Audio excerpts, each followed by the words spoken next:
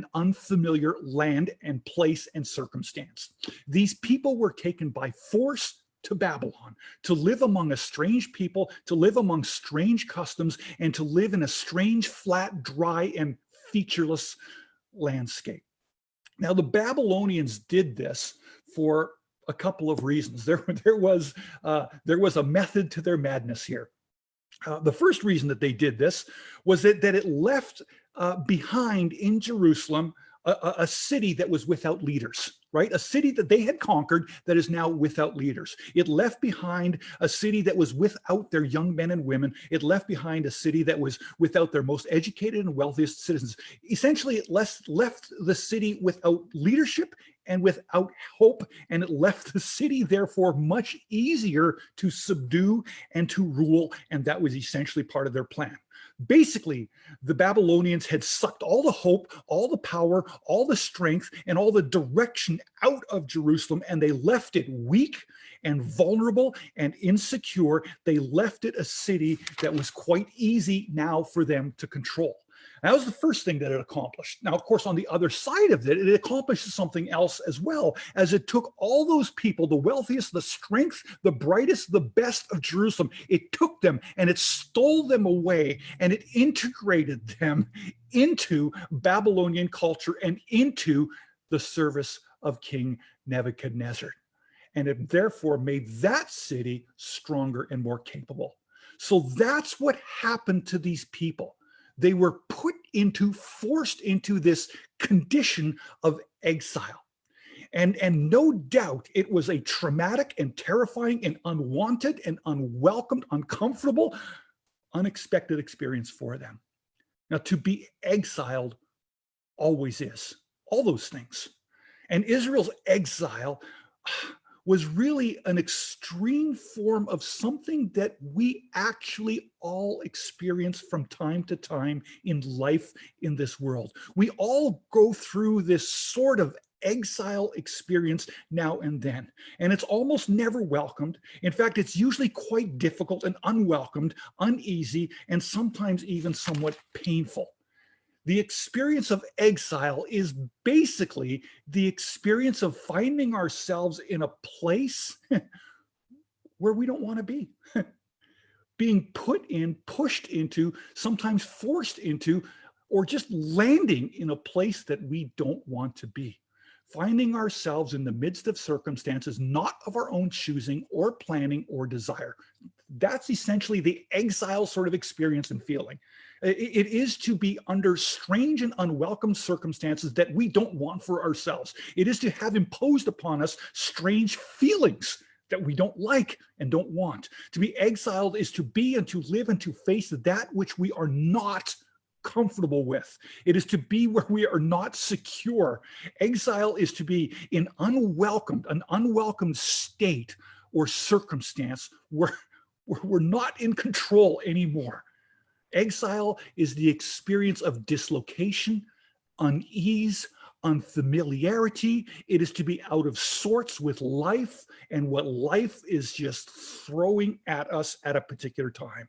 And the truth is, quite a bit of life can be like that, can't it?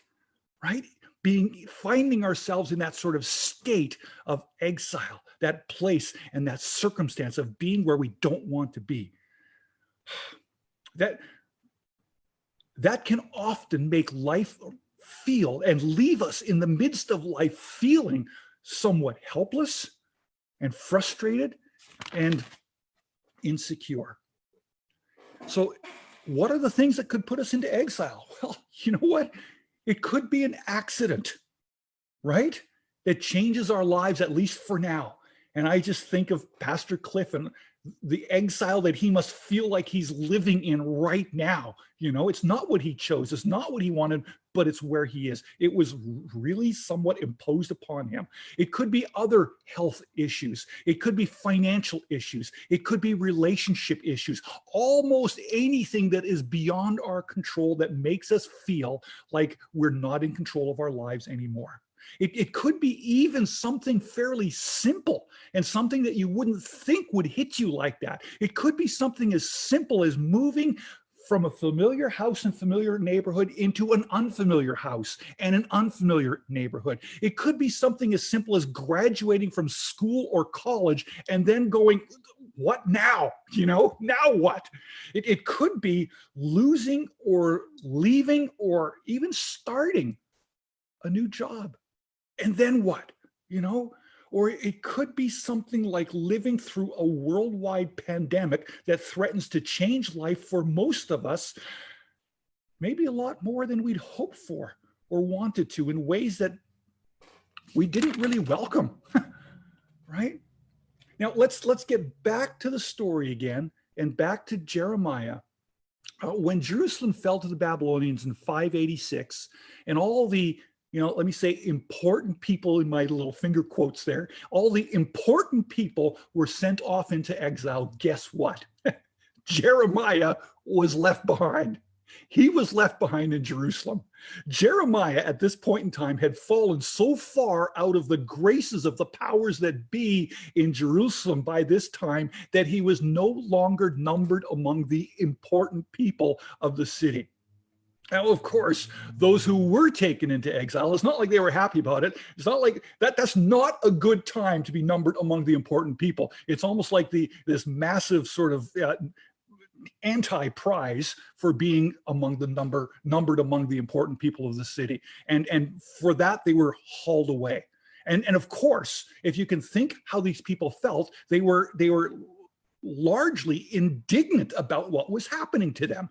Naturally, they were feeling that this was all very unfair and that they didn't deserve this sort of treatment. It was very much, and if you read the previous chapters to chapter 29, you see that they were very much in this sort of why me? Why us? What did we do to deserve this sort of state of mind? Most of these exiles were actually very put out and angry over their circumstances. I mean, they had all lost so much and nothing was the same anymore. I mean, if you could put yourself in that scenario, in that circumstance, how would you feel? If you were one of them. And they wanted to, their response to this was that they kind of wanted to resist, somehow fight against all that was happening to them, or at least, if nothing else, passively reject their situation of exile. Maybe just kind of not give into it if they could. They very much wanted to blame someone for it. I think they kind of wanted to be embittered and even hurt by it, or even at the very least, just sort of put life on hold until it was all over. Right? And that they could live for the day when this would all be behind them. That's kind of what they were doing. And that's how the exiles were feeling, and quite understandably so, I think. Now, among these exiles, there were also some religious leaders, some priests and some prophets. And in fact, there are three that are named specifically in the previous chapter. If you back up one chapter, you can read about them. It's Ahab, Zedekiah, and Shemaiah. And the three of these people, these religious leaders, they kind of led the people in grumbling about their difficult circumstances. And they even gave the people sort of an appropriate religious twist that would allow and even encourage the exiles to continue in their bitterness and self-pity. They argued and agreed with the exiles that this was not fair. They justified the people's grumbling and complaining, and here's how they kind of gave it the religious twist, and they kind of asked the question, how could this possibly be what God would want for us? It can't be. It must not be. This couldn't be God's will for us. And therefore, we shouldn't look to God to work through this. We should just look toward God to get us out of this, right? We should just reject this exiled, uncomfortable situation outright and expect that God will and should deliver us from this soon, soon and very soon. God's got to come through and deliver us from this. And the sooner, the better. And then we can get back to what we believe is his will and his plans for us. And he can get us back to Jerusalem and we can get life back on track again and we can move forward. Until then, we're kind of going on strike, right?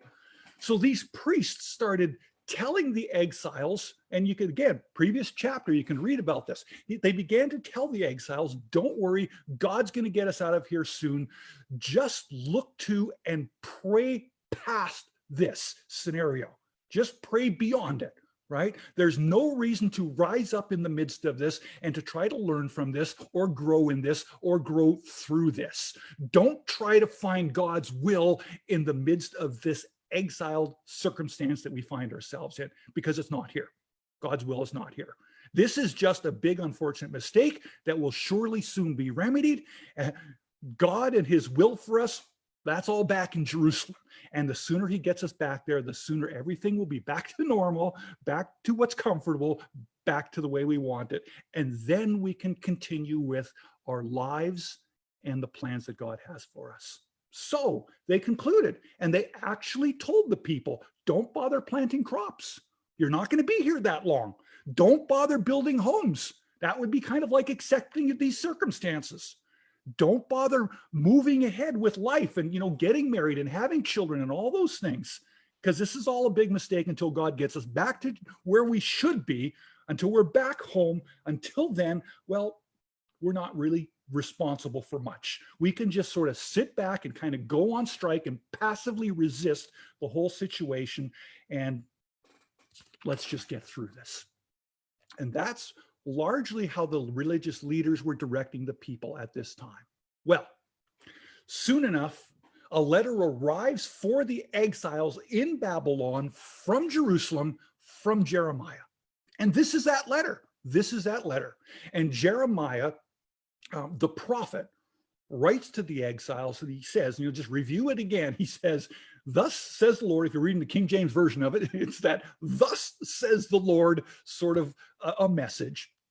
Thus says the Lord of hosts, the God of Israel, to all the exiles whom, he says, whom I, this is God speaking, and God says, whom I have sent into exile from Jerusalem to Babylon. And he goes on to say, build houses and live in them, right? Plant gardens and eat their produce. Take wives and have sons and daughters. Seek the welfare of the city. What city? Babylon, the city that they're in. Pray. Pray to the Lord on its behalf, Babylon's behalf. And do not let your prophets and your diviners who are among you deceive you, right? I mean, how terrible is that when someone comes in the name of the Lord claiming to speak the words of the Lord and instead is deceiving you? Do not listen to their dreams which they dream, for it is a lie, God says, which they are prophesying to you in my name. You see, what God is saying through Jeremiah to these exiles, he's saying, don't you just give up on the realities that you are facing now just because you don't like them.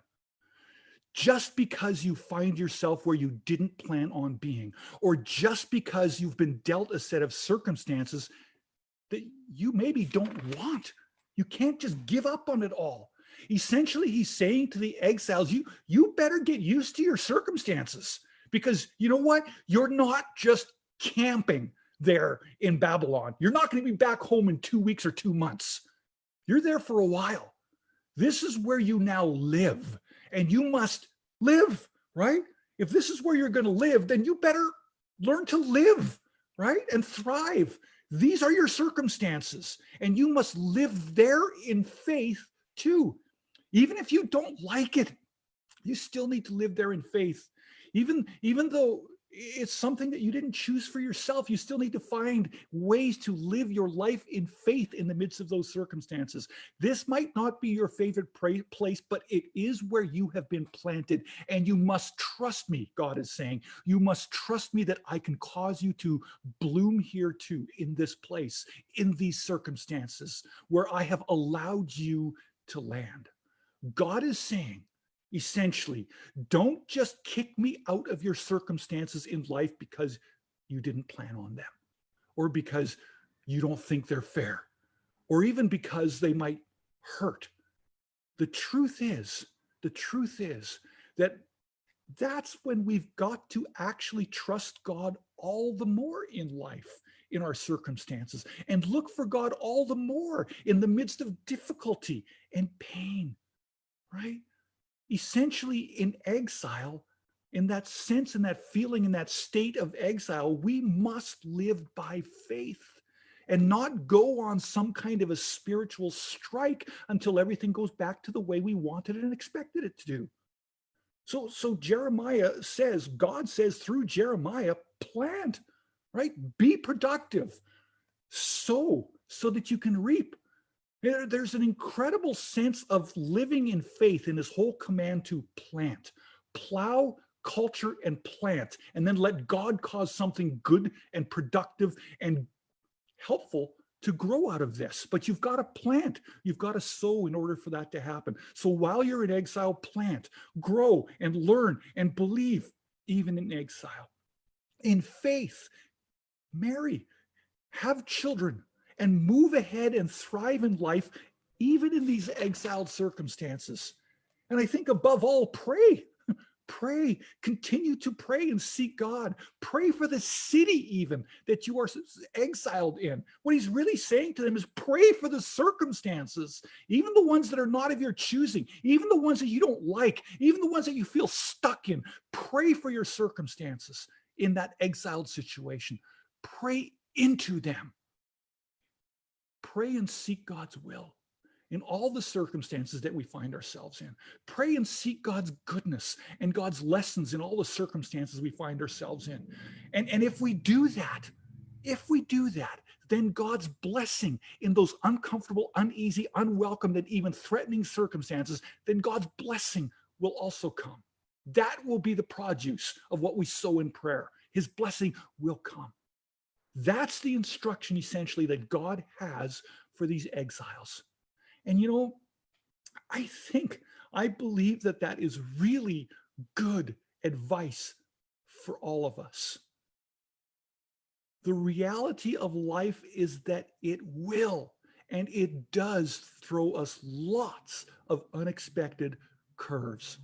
And we're in the middle of a big curve right now, aren't we? That is spreading over and covering the whole world. Now, Jesus said, in this world, you will have trouble. You will. That's essentially a promise. You will have trouble. No, but trust him. Trust him in the midst of it because he's overcome the world, right? We will not be able to control all that happens in our lives. It will not just be all easy and everything go our way because we're Christians or because we are the church. It's not like that. We weren't promised that. That's not what our Christian faith is all about. Our faith does not exist so that we can live life as comfortably as possible right where we wanted to, does it? It doesn't. Sometimes I think I'd like it to be that way. Sometimes I fight for it to be that way, but it's not the way it is, right? So that I can live in the circumstances of my own choosing. That's not what my Christian faith is for. But instead, our Christian faith is much more intended to help us deal with these difficult, uncomfortable situations in a fallen world that we're trying to be faithful in and witnesses in. Our faith allows us to discover truth and hope in the midst of it all, no matter what all is. Our faith allows us to act in love. It allows us to grow. It allows us to trust, and it allows us to find God and his goodness in the very middle, the very center of it all, no matter what we face or how difficult it might be. And that's what God is saying here. And then perhaps just at the point where these people, these exiles, might have doubted and rejected Jeremiah's challenge, perhaps just when they felt like they just couldn't do this. They couldn't face and endure and live and grow and thrive through these circumstances. I mean, after all, this whole passage, just before the great promise in verse 11, just before that, Jeremiah actually unloads a bomb on them and tells them that it's going to be 70 years that they're going to be there. 70.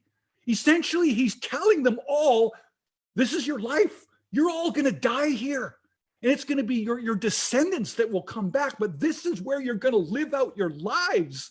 And just at that point, when they're probably feeling like, I just can't do this, God says, yes, you can. Yes, you can, because I know the plans that I have for you. And there are plans to prosper you and not to harm you, plans to give you hope and a future, right? And even when it looks like only harm and only hopelessness are ahead of you, you know what God sees? He sees something different. God sees something different in the midst of circumstances like that.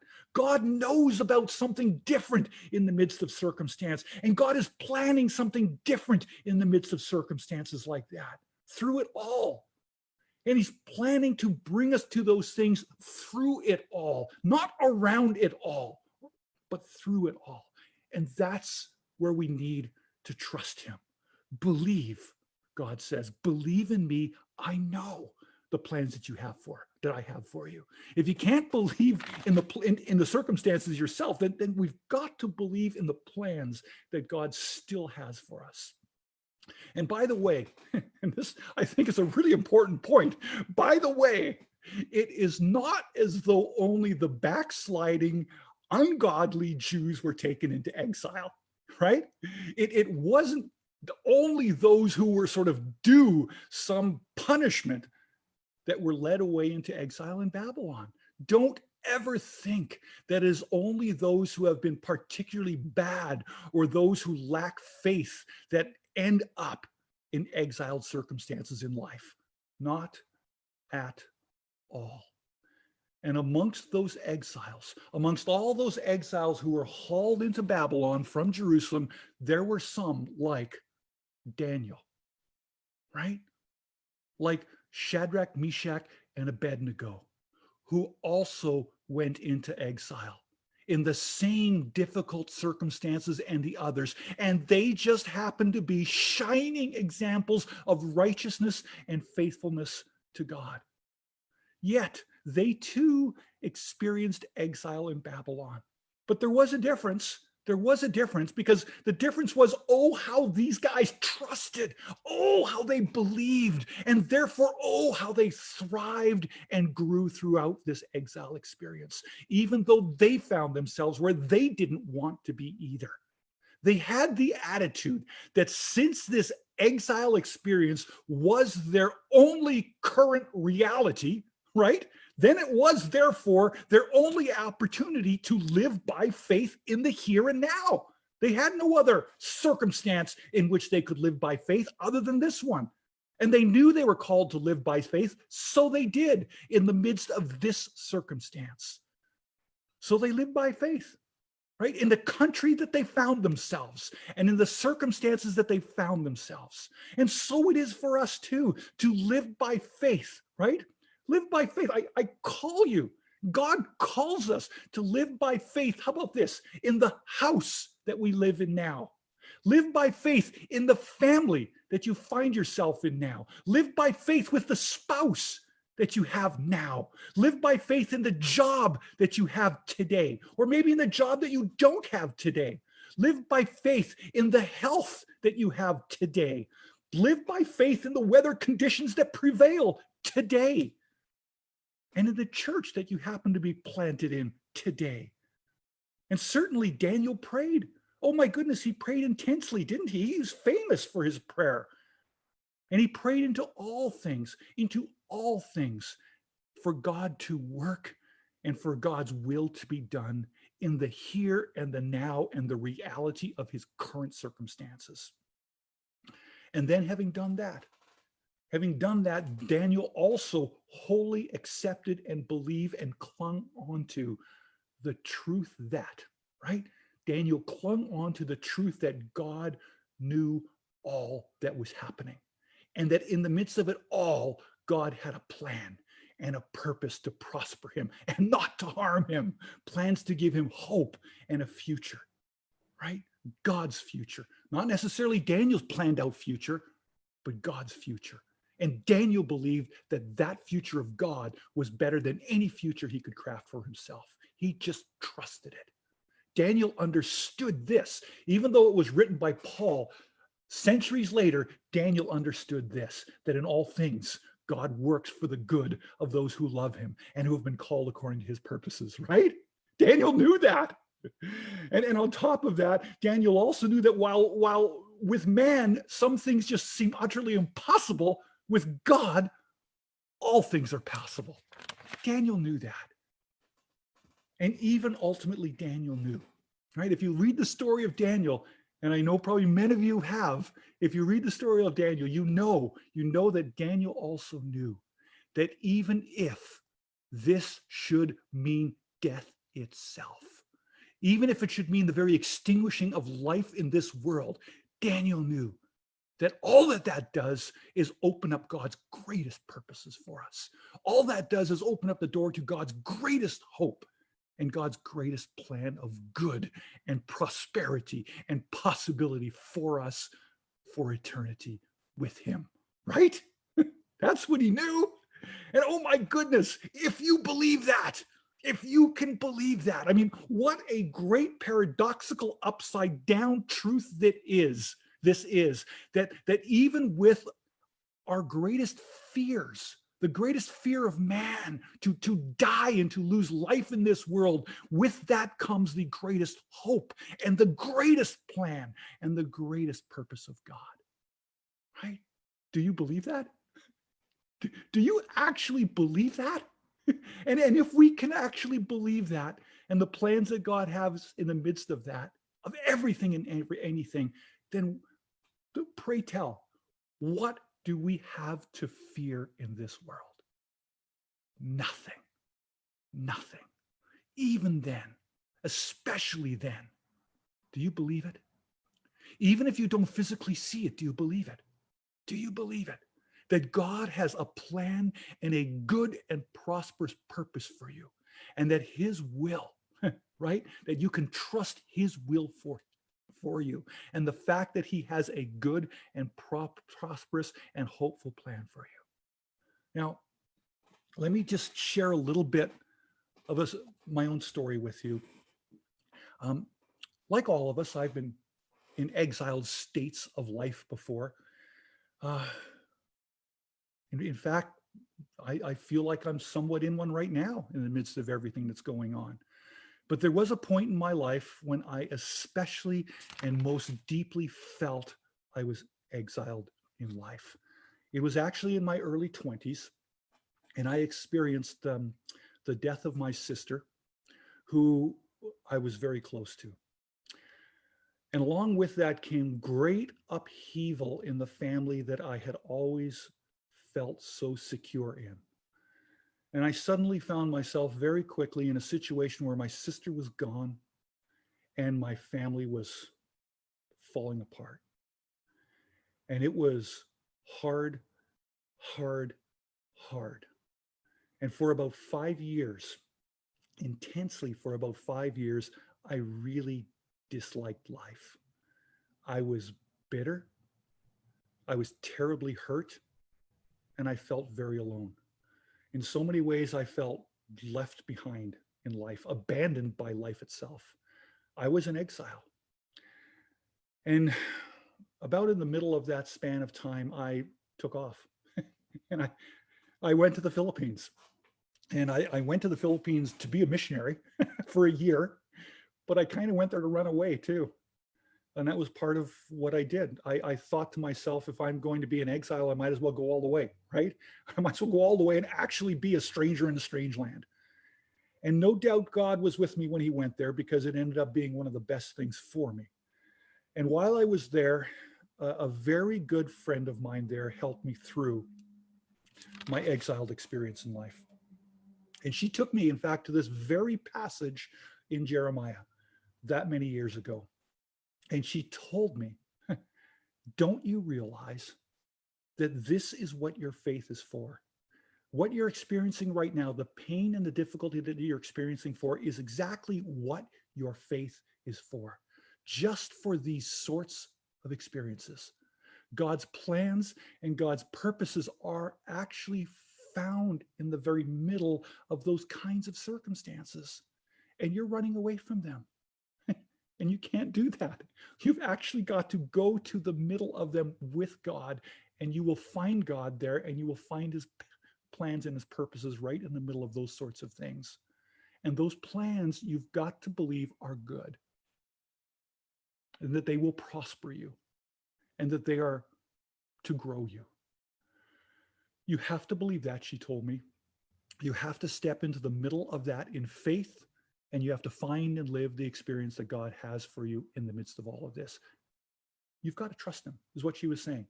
I've got to trust God in the midst of all of this. Well, you know what? At that time, I didn't want to. I really did not want to. I just wanted the problems to go away. That's what I wanted. That was my will. I just wanted everything to be the way it was somehow.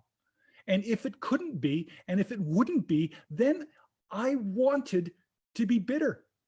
I wanted to. I wanted to be angry. I wanted to be mad. I wanted to blame someone. That was what I wanted. That was the plan that I had for myself. But thank God he had another plan for me. Now, God was working in me. And I started to pray into it, even though it was incredibly difficult to even begin to do it. I started to pray into my circumstances, not just try to pray myself out of my circumstances. And as I started to step into that, things changed. And they actually changed quite quickly. Almost with the first words of praying into it rather than trying to pray out of it, things began to change. Perspectives began to change. And, I look back now at that situation, and it was surely the hardest period of my life to this point. To this point. There may be something more coming, but to this point, that was it. That was the hardest. But I can also look back and say with absolute confidence that it is the period and the time that God has probably also used the most in my life to prepare me to do and to be what he ultimately called me to do and to be in this life, to be a shepherd of his flock and to pastor his church. And that whole experience in finding God in the very midst of it at my deepest bottom, that was a better and more significant training ground for me for life and for pastoring and for the service of others than any seminary course could have ever been. And I would not want to go through that again, ever. But I can honestly say that I am grateful for what God did in me through it. It was the worst, and yet it was the best thing that happened to me. And how often is that true, right? That the worst things that happen to us can also be the best things that happen to us, oddly enough. Our bottoms can be the beginning of the best part of us. And it certainly was for me. And I came to the point where I realized, and I came to know and trust the plans that God had for me. Declares the Lord. And that they are plans to prosper us and not to harm us. Plans to give us hope and a future, right? And as a pastor, I find that my role very often is not to just help people out of or around their difficult circumstances, but to actually help people through them and to find God in the very midst of them. It's tempting to want to simply resolve people's problems, rescue them if one could, or release people from their pains and their strains in life. But certainly that's not always the right thing to do. I believe my role more is to try to help people pray and grow and even thrive in those exile sorts of circumstances, and to find God and to find his purposes in the very painful midst of even those kinds of sacrifices. And to not just reject them or to suggest that God might not be in the middle of them, or that God's plans only involve the desirable, comfortable things of life. or that only some things work together for the good for those who love him. It doesn't say that. It says all things, right? It says all things. And in my weaknesses, that we can actually find the strength of God, right? And that we need to keep praying. And that while we keep praying, we also need to keep living. And we need to keep planting. And we need to keep building in faith so that we can keep growing through faith. And I think that that is when God builds the best things in our lives, through those sorts of circumstances. If it's just through things that we can manage ourselves, if it's just through things that we can build ourselves, well, that limits the magnitude of what we'll ever accomplish too, doesn't it? Then I'll only accomplish Roger-like things. But God desires to accomplish God-like things through our lives. And that's where we have to step into things that are so much bigger than us. Pray in all things. Pray in all things for God's welfare. Pray in all things for God's blessing. Into all things and all situations. Step into them and see and experience the good plans that God has for us. Amen. God bless you. Thank you, Roger. That was so good to hear you preach again. It's been too long, and such a timely message for all of us. So I encourage all of you to watch this one again and really hold on to the truths in your heart that he has talked about today. So have faith, pray in all things, for all things. God's got good plans for you, and he uses everything for your good. So thank you again, Roger. Thank you, Roger. We bless you with all of our hearts. We love you. Thank you so much. That was such a great message. I needed to hear that today. I'm sure our whole congregation needed that too. So thank you. We really appreciate and love you. Thank you. Thanks, Dan and Margie. Bless you all. Yeah, bless you. So there's everybody, there's no breakout rooms today. So the meeting is done for today, and we will see you next week. Bless you.